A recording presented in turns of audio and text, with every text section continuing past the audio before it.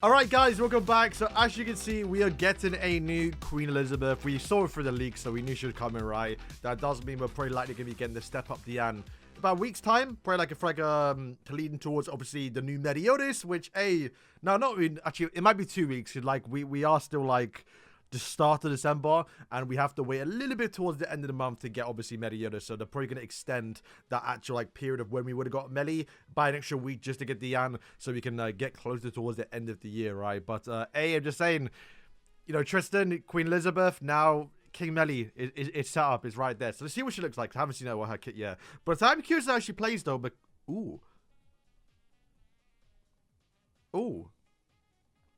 actually pretty good actually.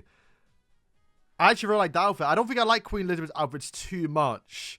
At least towards what she actually has in game. But I think that probably is her best outfit. I mean, to be fair, Netmarble always does good with their base outfits. It's just the actual ones you can pay for.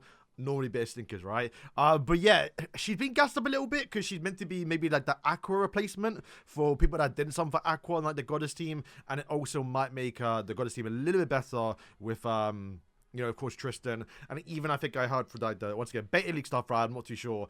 Leak kit wise, they said that she might be the best 600 character release this year. And Gelda is also returned. So let's see what she actually does, how broken she is. She's a blue character. Let's quickly check the ultimate. Not the best quality though. Let me upgrade that.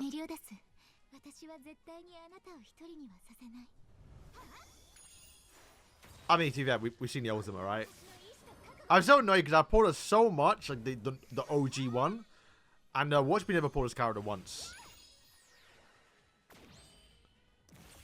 Okay, no, like, I want to say no Christmas themed, like, you know, like Halloween Esteros had like the Halloween themed Halloween dog, right? I don't think we got anything unique here in terms of Christmas stuff. I think there might be like some twinkles in there that like this might be from the original actual character, so I'm not too sure if it's so I'm not sure if it's unique towards the character or it might just be part of the ultimate. So let's check what she does. So Gift of the Snow, Queen Elizabeth, SSR Goddess, blue type, Queen of the Snow. For each applicable ally participating in battle, the basic stats are going to increase. To be fair though, it is 70 sins, so it does include Meli, so she actually will work with Meli coming out. It's just, will Meli work with her? Likely not, because like I don't see King Meli buffing up goddesses, or if they really want to, they can throw in Elizabeth, like how they done in the past with some other like club characters, but it's kind of rare. So yeah, all their base stats increased by 5%, damage dealt by 10%, applicable allies, goddesses, and 7-day sins. Could be kind of cool to make it like a Queen Diane team as well. For each applicable ally, the attack rate stats of the applicable allies can increase by 5% for each buff applied, which is assume what she's going to do down here. Yes, she does. And also it's going to be up to 6 times. So I think that just max out. Just you do 1 buff. If there's 3 allies on the field, you get 2 individual buffs. You are going to get I mean, see, oh wow, all stats is crazy. Oh yo, we've not had that before. Let us know as well. Oh, hang on. They actually might be cooking. Okay, so that theory about... Oh, wait, hang on. Okay, wait. This is crazy. So, also, applies Frost Shield onto applicable ally for 2 turns at the start of battle. So, just even if you start second. The Frost Shield is damage taken minus 50%. Hopefully, this is just at 1/6, right? Okay, this is something different. It's not the actual sword shield though, right? Ice frozen shield. It's the ice sword we get towards the bottom. So yeah, that is pretty good, because obviously the Demon King has something similar a little bit, where like you take 50% minus damage from obviously demons. I have him at 1/6, can't really use him, so this character might be a bit more usable at 1/6. Alright, so also says decrease damage dealt by enemies that have been damaged by this skill, which I think it goes towards the first skill, because it is a single target, which is why it's like such a big debuff, 40% basically. So that's, I think, the word from that passive there.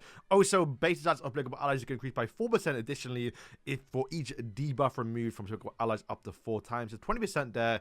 You have quite a big buff here too, and you get attack rate stats as well. So you're getting a lot of buffs to your team, and then the big one is down here. So this is where it gets a bit okay, you still have to get towards 2/6, but that's not too bad. We'll talk about that in a second. So at the start of the allies turn, apply Ice Sword. This is something like Jericho should have done. The Ice Sword is granted to the ally with the highest remaining HP percentage for 1 turn. Ice Sword additional damage equal to 20% of the remaining HP. So you're going to do additional damage the more HP you do have, which means turn 1 you'll be pretty good. I do wonder how it's worded a little bit when it comes towards like starting first. You all allies get it? I assume not. I think there has been a mechanic in this game that has done something similar towards that, but I can't remember if that is exactly how it worked. But I think if not, it might just be the highest actual HP target, which should be, I guess, Tristan.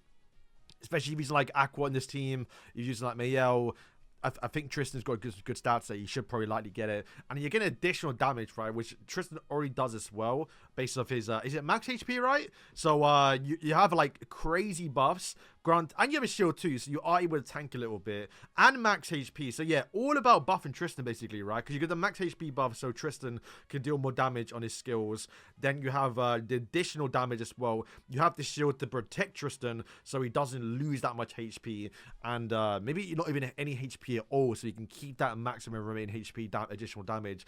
That is yeah, honestly, a pretty sick character. And once again, remember, it's a 600 damage banner, right? So it's literally, this is what we want. We want more good 600 damage characters, just so when you want to throw in like someone like Gelda, who is another pretty sick 600 damage character, the banner looks pretty sick because you have 2 good characters to summon for. Of course, you might want the other ones as well.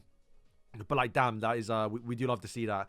But yeah, it does say down here, if you are 1/6, the additional increase remaining damage is 10%. So you want to ideally get towards 2/6. And then the skills as well are remove buffs from enemy, which is could be good. I mean, I doubt. I'm pretty sure these are grey debuffs, right? So I don't think you're able to remove the shield of that one.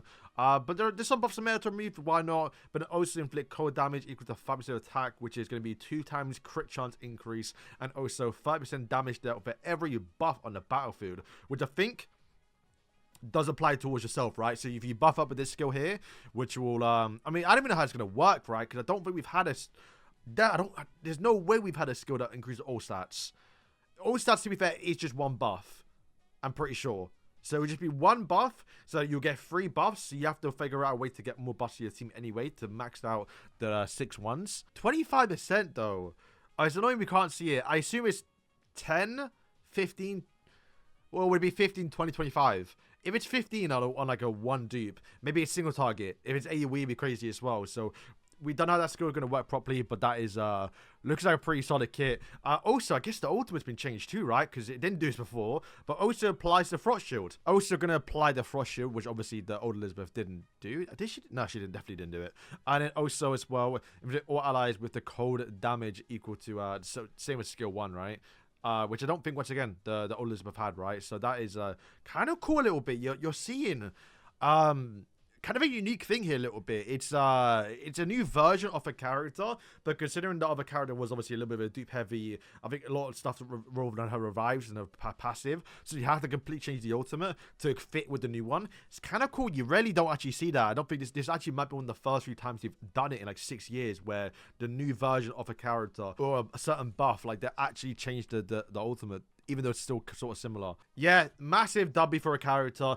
Even if you don't plan to summon for her, it's still, you know, a good character to have in the game. So if you want to use Goddess in the future, maybe Global Anniversary in like, what, 3 months' time, she will probably return for Global Annie, so you can pick her up maybe then. But once again, going to make the Global Anniversary banner even better because you're excited for the filler, man. Like this Tristan one, it was decent, but granted, I've got everyone right. But you like when the actual fill is sort of good. Then there's the free Purg Melee with a new stamp for Percival. We don't mind. The return of they've returned the Melee and Elizabeth final boss. But yeah, guys, that's going to wrap up the video. Honestly, impressed with the character. This is one problem that I had. Granted, they've been a little bit better in the last like 2 years a little bit, but normally standard characters, granted, I guess she's a seasonal, so you're not really classing a standard character, but basically what I mean is when it's not a festival or collaboration, they typically like to shaft the actual like mid-month characters like how we have right now. Obviously, we have seen Gelda, who was wasn't a festival, but she did reach in a festival slot, right? So like she was being treated up a little bit. We just didn't get the festival title. Where like this Elizabeth is like in the actual like kind of like an in-between festival. You kind of go back and look at like Mortals 4 Nights. hope they start making Fortnite's characters better. If you look at all the Fortnite's characters like on, Nessie was actually a little bit decent, but nothing like too crazy. Where like this is like, if anything, this could have been like a collab character. That's how good they are, right? Like this could have been Aqua, and like you would have been happy with it because of the passive and what she does. And the all step up is crazy, man. I can't wait to see how that actually works out with his AoE on a tier 1. I assume not. I think it might be single target, maybe like 20%. Hopefully, no, 20% would be too much. 15 on one person, 20 AoE, 25 AoE as well. We have to wait and see. So guys, thank you for watching. Let me know if you're summoning. Obviously we summon for every character, but I can't lie, it's I mean, if you don't care about goddess demon, I mean, if you don't care about goddesses, remember Tristan can work on both goddesses and demons. So we are going to be getting a Meliodas. No, if we are getting probably likely King Meliodas in about 3 weeks time now, and that will be a buff towards the demon team, which is probably likely going to be worth more summoning on that banner. And you can still use Tristan. So that's kind of the benefit of Tristan. You can summon right now for this Elizabeth, or even wait for Demon Melly, or get both even, and have 2 different teams to work in. So guys, thank you for watching, and yeah.